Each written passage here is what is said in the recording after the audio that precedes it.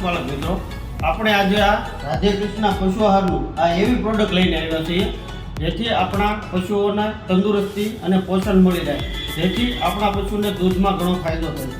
જોકે આ પશુ આહારમાં આપણે કપાસિયા ખોળ, સિંગનો ખોળ, મકાઈ પૌડો, મિનરલ મિક્સર અને વિટામિન્સ એડ કરેલા છે, જેથી આપણા પશુઓને દૂધના ઉત્પાદનમાં ઘણો ફાયદો થાય છે અને પૂરતા પોષણ મળી રહે છે.